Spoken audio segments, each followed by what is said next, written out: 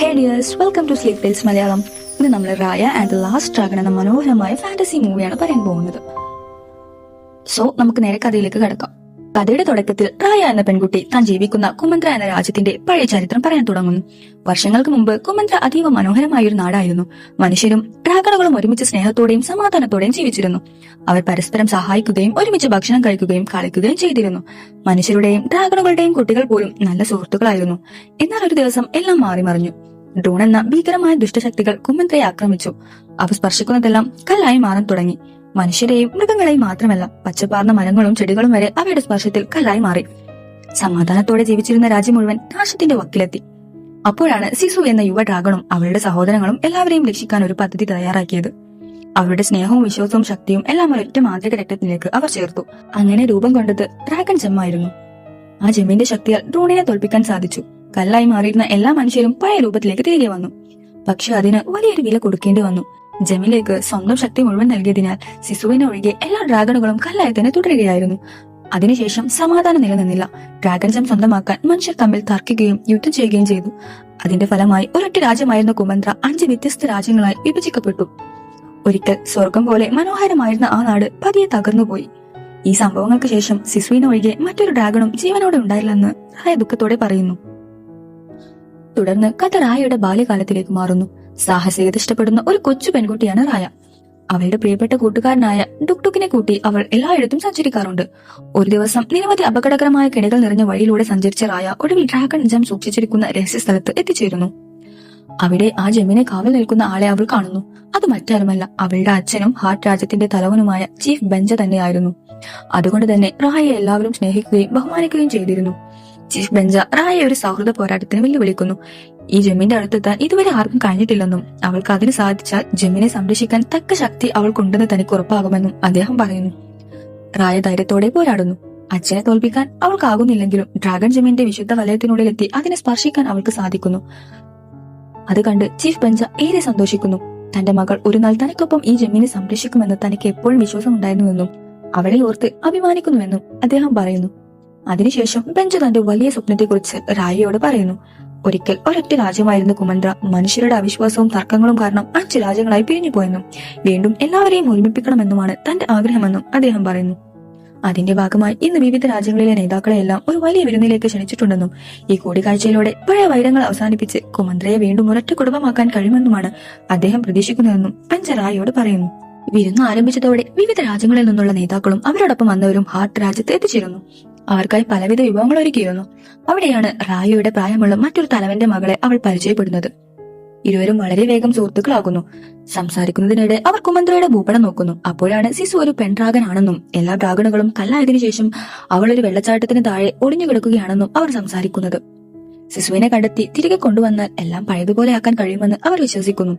സൗഹൃദത്തിന്റെ അടയാളമായി ആ പെൺകുട്ടി റായയ്ക്ക് ഒരു മാല സമ്മാനിക്കുന്നു. റായ അവളെ പൂർണ്ണമായി വിശ്വസിക്കാൻ തുടങ്ങുന്നു. അച്ഛൻ ആരെയും എളുപ്പത്തിൽ വിശ്വസിക്കരുതെന്ന് പറഞ്ഞിരുന്നെങ്കിലും റായ ഡ്രാഗൺ ജെം സൂക്ഷിച്ചിരിക്കുന്ന രഹസ്യസ്ഥലം അവൾക്ക് കാണിച്ചു കൊടുക്കുന്നു. എന്നാൽ അവിടെ എത്തിയ ഉടൻ തന്നെ ആ പെൺകുട്ടിയുടെ യഥാർത്ഥ സ്വഭാവം പുറത്തുവരുന്നു. അവൾ റായയെ തള്ളി മാറ്റി തനിക്ക് വേണ്ടത് ഡ്രാഗൺ ജെം മാത്രമാണെന്ന് തുറന്നു പറയുന്നു. അതേസമയം അവൾ ആകാശത്തേക്ക് ഒരു പ്രകാശ സൂചന അയക്കുന്നു. അത് മുൻകൂട്ടി തയ്യാറാക്കിയ പദ്ധതിയുടെ ഭാഗമായിരുന്നു. ആ സൂചന കണ്ടതോടെ അവളുടെ രാജ്യത്തെ ആളുകൾ എല്ലാവരും അവിടേക്ക് എത്തിച്ചേരുന്നു. അല്പസമയത്തിനുള്ളിൽ മറ്റു രാജ്യങ്ങളിൽ നിന്നുള്ളവരും ജെമ്മിനായി തമ്മിൽ ഏറ്റുമുട്ടാൻ തുടങ്ങുന്നു. പിടിവലിക്കിടയിൽ ഡ്രാഗൺ ജെം താഴെ വീണ് 5 കഷ്ണങ്ങളായി പൊട്ടിപ്പോകുന്നു. ഈ കാഴ്ച കണ്ട ചീഫ് ബെഞ്ചയ്ക്ക് വലിയ ദുഃഖമാകുന്നു. എന്നാൽ അതിലും വലിയ ദുരന്തം സംഭവിക്കുന്നു. ജെം തകർന്നതോടെ ഡ്രോൺ വീണ്ടും പ്രത്യക്ഷപ്പെടുന്നു.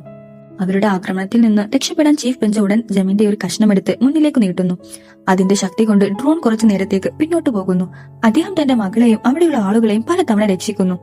ഇതിനിടെ മറ്റു രാജ്യങ്ങളിലെ ആളുകൾ ജെമ്മിന്റെ ഓരോ കഷ്ണവും സ്വന്തമാക്കി അവിടെ നിന്ന് രക്ഷപ്പെടുന്നു. സ്നേഹത്തോടെ വിരുന്നിന് ക്ഷണിച്ച ബെഞ്ചയുടെ വിശ്വാസത്തെ അവർ വഞ്ചിച്ചുകൊണ്ടായിരുന്നു അവരുടെ മടങ്ങിപ്പോക്ക്. എല്ലാവരെയും രക്ഷിക്കാൻ ശ്രമിക്കുന്നതിനിടെ ചീഫ് ബെഞ്ചയ്ക്ക് ഗുരുതരമായി പരിക്കേൽക്കുന്നു. അദ്ദേഹം റായയോടൊപ്പം ഓടാൻ ശ്രമിച്ചെങ്കിലും അതിന് കഴിയുന്നില്ല.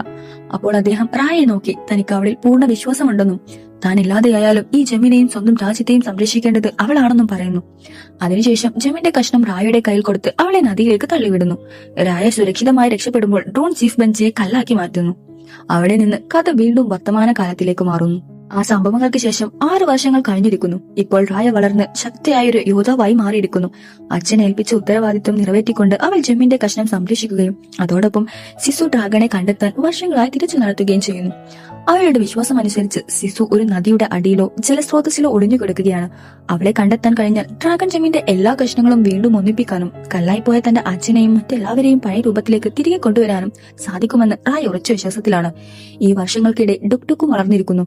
ഇപ്പോഴും അവൻ റായയുടെ ഏറ്റവും വിശ്വസ്തനായ കൂട്ടുകാരനാണ്. ഒടുവിൽ ദീർഘകാല തിരച്ചിലിന് ശേഷം റായ ആ രഹസ്യ ജലസ്രോതസ്സിലെത്തുന്നു. അവൾ ഏറെ ശ്രമിച്ച ശേഷം സിസു ഡ്രാഗനെ ഉണർത്താൻ വിജയിക്കുന്നു. ജീവിതത്തിലേക്ക് തിരിച്ചെത്തിയ സിസുവിനെ കണ്ട റായ ഏറെ സന്തോഷിക്കുന്നു. വർഷങ്ങളായി താൻ അവളെ തിരിഞ്ഞു നടക്കുകയായിരുന്നുവെന്നും ഇപ്പോൾ തന്റെ അച്ഛനെയും രാജ്യത്തെയും രക്ഷിക്കാൻ അവളുടെ സഹായം അത്യാവശ്യമാണെന്നും റായ സിസുവിനോട് പറയുന്നു. സിസു ഡ്രാഗൺ ജെമ്മിന്റെ കഷ്ണം കണ്ടപ്പോൾ വളരെ സന്തോഷിക്കുന്നു. ഇത് തങ്ങളുടെ സഹോദരങ്ങൾ ചേർന്ന് നിർമ്മിച്ച അതേ ജെമ്മാണെന്ന് അവൾ തിരിച്ചറിയുന്നു. അപ്പോൾ റായ ഈ ജെം വീണ്ടും പഴയതുപോലെ ഒന്നിപ്പിച്ച് തന്റെ അച്ഛനെയും കല്ലായിമാരെ എല്ലാവരെയും സാധാരണ നിലയിലേക്ക് തിരികെ കൊണ്ടുവരണമെന്ന് സിസുവിനോട് ആവശ്യപ്പെടുന്നു.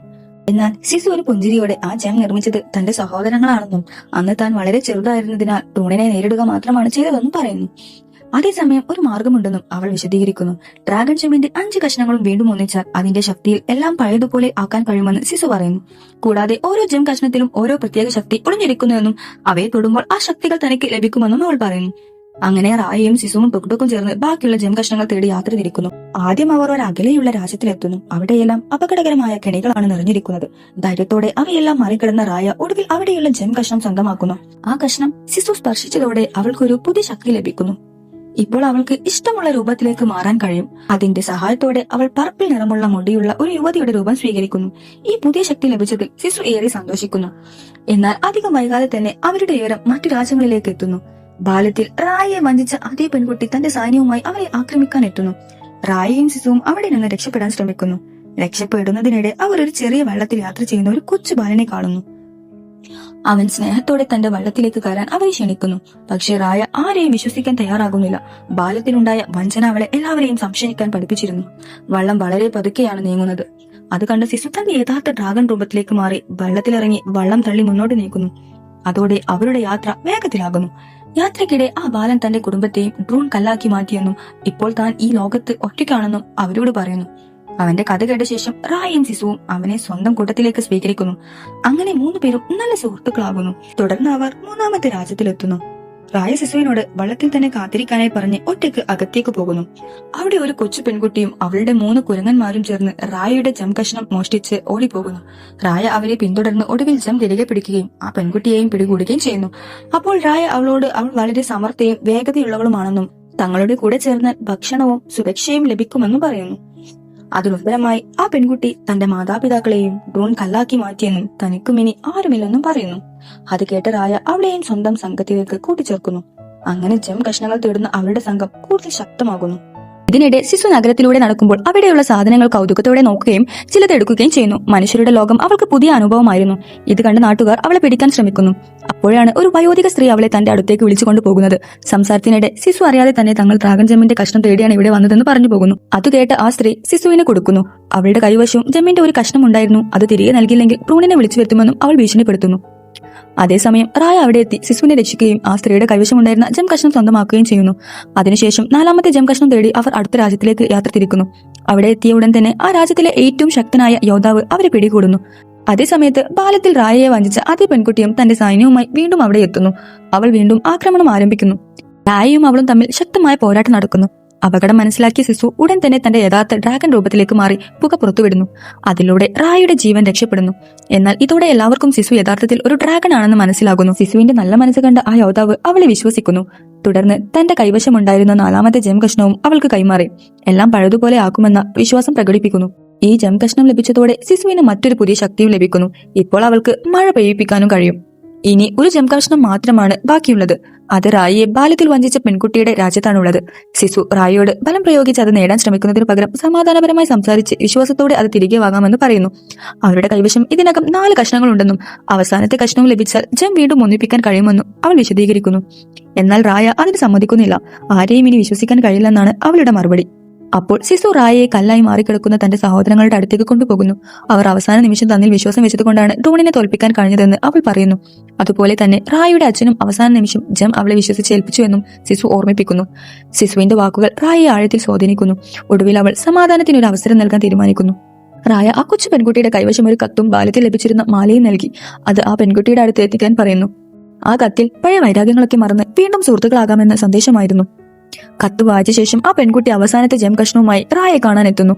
എന്നാൽ അത് കൈമാറണമോ വേണ്ടയോ എന്ന ആശയക്കുഴപ്പത്തിലായിരുന്നു അവൾ ജെം കഷ്ണം ഒരു കല്ലിന് മുകളിൽ വെച്ച് തന്റെ ക്രോസ്ബോ തയ്യാറാക്കി നിൽക്കുന്നു. ഇത് ഏതെങ്കിലും തന്ത്രമായിരിക്കാമെന്ന് അവൾ ഇപ്പോഴും സംശയിച്ചിരിക്കുന്നു. അവളെ ശാന്തമാക്കാൻ സിസു പതുക്കെ അവളുടെ അടുത്തേക്ക് നടക്കുന്നു. എന്നാൽ ആ നിമിഷം ഒരു വലിയ തെറ്റ് സംഭവിക്കുന്നു. ഭയന്നുപോയ ആ പെൺകുട്ടി അബദ്ധത്തിൽ അമ്പെയ്തു. അമ്പ് നേരെ സിസുവിന്റെ മേലെ തട്ടി. അവൾ നദിയിലേക്ക് വീഴുന്നു. സിസു വെള്ളത്തിൽ അപ്രത്യക്ഷതായതോടെ ഡ്രോൺ വീണ്ടും ശക്തമായി തിരിച്ചെത്തുന്നു. സിസു ഒരു ജലഡ്രാഗൺ ആയിരുന്നതിനാൽ അവൾ ഇല്ലാതായതോടെ വെള്ളവും പതുക്കെ അപ്രത്യക്ഷമാകാൻ തുടങ്ങി. ഇത് കണ്ട റായ സിസു മരിച്ചുവെന്ന് കരുതി ദുഃഖത്തിലും കോപത്തിലും ആ പെൺകുട്ടിയെ നേരിടാൻ വാളെടുത്ത് മുന്നോട്ട് പോകുന്നു. റായയും ആ പെൺകുട്ടിയും തമ്മിൽ കടുത്ത വാൾപോരാട്ടം നടക്കുന്നു. ഇരുവരും പരസ്പരം ആക്രമിച്ച് പോരാടിക്കൊണ്ടിരിക്കുമ്പോൾ മറുവശത്ത് ടുക്ടുക്കും ആ കൊച്ചുബാലനും കൊച്ചു പെൺകുട്ടിയും ആ യോദ്ധാവും ചേർന്ന് ജിമിന്റെ കഷ്ണങ്ങൾ ഉപയോഗിച്ച് ആളുകളെ ഡ്രോണിൽ നിന്ന് രക്ഷിക്കാൻ ശ്രമിക്കുകയായിരുന്നു. പോരാട്ടത്തിനിടെ റായ ആ പെൺകുട്ടിയെ കൊല്ലാൻ പോകുന്ന നിമിഷം പുറത്തേക്ക് നോക്കുന്നു. അപ്പോഴേക്കും ഡ്രോൺ നഗരം മുഴുവൻ ആക്രമിച്ച് എല്ലായിടത്തും ആളുകളെ കല്ലാക്കി മാറ്റിക്കൊണ്ടിരിക്കുകയായിരുന്നു. അതിനിടെ ആ പെൺകുട്ടിയുടെ അമ്മയും ഡ്രോണിന്റെ ആക്രമണത്തിൽ കല്ലായി മാറുന്നു. അത് കണ്ട് അവൾക്ക് തന്റെ തെറ്റുകൾ മനസ്സിലാകുന്നു. യഥാർത്ഥ ശത്രു പരസ്പരമല്ല, ഡ്രോൺ ആണെന്ന് അവൾ തിരിച്ചറിയുന്നു. ഉടൻ തന്നെ അവൾ റായയുടെ കൂടെ ചേർന്ന് ആളുകളെ രക്ഷിക്കാൻ തുടങ്ങുന്നു. തന്റെ കൈവശമുണ്ടായിരുന്ന ജെമ്മിന്റെ കഷ്ണം ഉപയോഗിച്ച് കഴിയുന്നത്ര പേരെ അവൾ സംരക്ഷിക്കുന്നു. ആ സമയത്താണ് റായയ്ക്ക് സിസു പറഞ്ഞ വാക്കുകൾ ഓർമ്മ വരുന്നത്.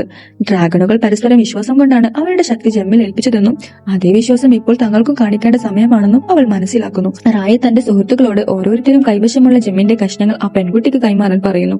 ആദ്യം അവർ അതിന് തയ്യാറാക്കുന്നില്ല. അവളെ വീണ്ടും എങ്ങനെ വിശ്വസിക്കാനാകുമെന്ന് എല്ലാവരും ചോദിക്കുന്നു.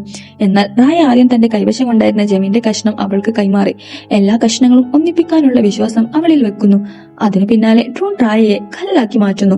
റായ തന്റെ ജീവൻ പോലും പണയം വെച്ച് വിശ്വാസം കാണിച്ചതാണെന്ന് കണ്ടപ്പോൾ അവളുടെ സുഹൃത്തുക്കളും ഓരോരുത്തരും തങ്ങളുടെ ജെം കഷ്ണങ്ങൾ ആ പെൺകുട്ടിക്ക് കൈമാറുന്നു. അവൾ 5 കഷ്ണങ്ങളും ഒന്നിപ്പിക്കാൻ തുടങ്ങുന്നു. എന്നാൽ അതിനിടയിൽ ഡ്രോൺ അവളെയും ബാക്കിയുള്ള എല്ലാവരെയും കല്ലാക്കി മാറ്റുന്നു. അല്പസമയത്തിനു ശേഷം 5 കഷ്ണങ്ങളും ഒന്നായി ചേരുന്നു. പൂർണ്ണമായും ഡ്രാഗൺ ജെം ശക്തമായി പ്രകാശിക്കാൻ തുടങ്ങുന്നു. അതിൽ നിന്ന് പുറപ്പെട്ട അതിശക്തമായ ഊർജം ഡ്രോണിനെ പൂർണ്ണമായും നശിപ്പിക്കുന്നു. അതിനു പിന്നാലെ മഴ പെയ്യാൻ തുടങ്ങുന്നു. ജെമ്മിന്റെ ശക്തിയാൽ കല്ലായി മാറിയിരുന്ന എല്ലാ മനുഷ്യരും വീണ്ടും സാധാരണ നിലയിലേക്ക് മടങ്ങി വരുന്നു. ഏറ്റവും സന്തോഷകരമായ കാര്യം, വർഷങ്ങളായി കല്ലായി കിടന്നിരുന്ന എല്ലാ ഡ്രാഗണുകളും വീണ്ടും ജീവനോടെ തിരിച്ചെത്തുന്നു. വെള്ളം വീണ്ടും നദികളിലൂടെ ഒഴുകി തുടങ്ങുന്നു. വരണ്ടുപോയ ഭൂമി വീണ്ടും ജീവൻ പ്രാപിക്കുന്നു. ഡ്രാഗണുകളും മനുഷ്യരും വീണ്ടും ഒന്നിച്ചുകൂടി സന്തോഷം ആഘോഷിക്കുന്നു. കല്ലായി മാറിയിരുന്ന തന്റെ അച്ഛൻ ചീഫ് ബെഞ്ചിയും പഴയ രൂപത്തിലേക്ക് തിരിച്ചെത്തുന്നു. റായയെ കണ്ട അദ്ദേഹം അഭിമാനത്തോടെയും സന്തോഷത്തോടെയും അവളെ ചേർത്തു പിടിക്കുന്നു. അല്പസമയത്തിനു ശേഷം സിസുവും അവിടേക്ക് എത്തുന്നു. അവളുടെ പിന്നിലായി മറ്റു രാജ്യങ്ങളിലെ നേതാക്കളും ജനങ്ങളും എത്തുന്നു. അവർ ചീഫ് ബെഞ്ചിയോട് റായയോടും സമാധാനം സ്ഥാപിക്കാൻ തയ്യാറാണെന്ന് അറിയിക്കുന്നു. ഒരിക്കൽ 5ആയി പിരിഞ്ഞിരുന്ന ഡ്രാഗൺ ജെം വീണ്ടും ഒന്നായതുപോലെ കുമന്ത്രയിലെ 5 രാജ്യങ്ങളും വീണ്ടും ഒന്നാകുന്നു. അവസാനം പരസ്പര വിശ്വാസവും സ്നേഹവും ഒരുമയും ഉണ്ടെങ്കിൽ എത്ര വലിയ പ്രശ്നവും പരിഹരിക്കാനാകുമെന്ന് ഈ കഥ നമ്മെ ഓർമ്മിപ്പിച്ചുകൊണ്ട് സിനിമ അവസാനിക്കുന്നു. ഈ കഥ നിങ്ങൾക്ക് ഇഷ്ടമായെങ്കിൽ വീഡിയോ ലൈക്ക് ചെയ്യാനും നിങ്ങളുടെ അഭിപ്രായം കമന്റായി അറിയിക്കാനും മറക്കരുത്. ഇനിയും ഇത്തരം മനോഹരമായ കഥകളുമായി വീണ്ടും കാണാം. Bye bye.